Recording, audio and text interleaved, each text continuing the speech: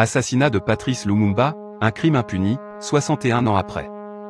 Patrice Lumumba a été exécuté le 17 janvier 1961. Il avait 35 ans. Il a été le premier dirigeant de la RDC, anciennement Congo belge. Premier ministre du Congo du 24 juin au 14 septembre 1960, il a été renversé lors d'un coup d'État puis exécuté avec l'appui de mercenaires de l'ancienne puissance coloniale belge associés à des agents de la CIA. Il demeure encore aujourd'hui un héros africain. Le symbole de la lutte panafricaine pour l'indépendance et l'émancipation des peuples. Une source d'inspiration à travers le monde. Né le 2 juillet 1925 dans le village d'Onalua, province de la colonie du Congo belge, Patrice Emery Lumumba, de son vrai nom Elias Okita Zombo, grandit dans une famille modeste. Fils d'un père paysan chrétien, il recevra une éducation de base dans des écoles missionnaires chrétiennes. Élève doué, il est distingué et rejoint les rangs des « évolués », la petite population d'indigènes que le pouvoir belge consent à laisser s'élever dans la société coloniale. Il est alors encore marqué par le paternalisme dont le Congo belge est empreint et se reconnaît dans les idées du Parti libéral belge. Mais sa prise de conscience est rapide. En 1958, il professe des opinions clairement anticolonialistes et il fonde à Léopoldville, aujourd'hui Kinshasa, le Mouvement national congolais, un parti nationaliste, unitaire et radical. Quelques semaines plus tard, il assiste à la Conférence des peuples africains, où il croise notamment Frantz Fanon, alors rallié au FLN algérien, et le Ghanéen Kwame Nkrumah, des rencontres qui marqueront un tournant essentiel dans sa pensée politique. Désormais résolument favorable à l'indépendance, il sera arrêté par les autorités belges au début de 1960. Son arrestation, et le front uni des leaders congolais face au pouvoir de Bruxelles, précipiteront la marche vers l'indépendance, fixée au 30 juin. Libéré, il remporte avec son parti les premières élections libres du pays et est nommé Premier ministre.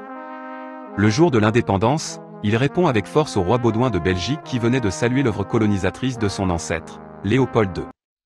Humilié et inquiet de le voir se rapprocher du bloc de l'Est, le gouvernement belge fomente une rébellion dans la riche région du Katanga, contre les aspirations unitaires de Lumumba. En septembre 1960, le gouvernement Lumumba est renversé par un coup d'État mené par Joseph Désiré Mobutu avec le soutien de la CIA.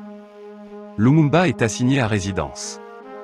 Après s'être enfui, il est rattrapé, puis livré avec la complicité des autorités belges aux rebelles du Katanga qui l'assassineront avec 2 de ses compagnons, à l'âge de 35 ans.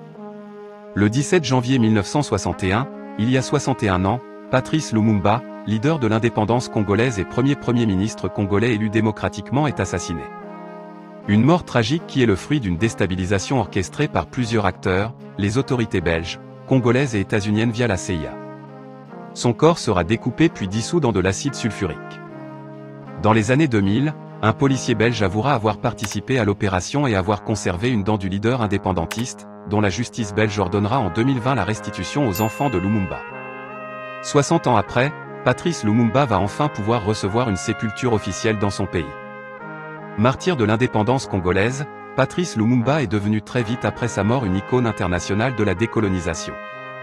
En 1962, l'URSS baptise de son nom l'Université de l'Amitié des Peuples. Le jour de sa mort le 17 janvier est journée fériée en République démocratique du Congo, et sa destinée fulgurante et tragique a inspiré plus d'un créateur. Aimé Césaire lui consacre une pièce de théâtre, Raoul Peck deux films, Wole Soyinka le joue sur scène, et de nombreux musiciens lui dédient des chansons, comme Tiken Jah Fakoly, Myriam Makeba, Nassou Gims.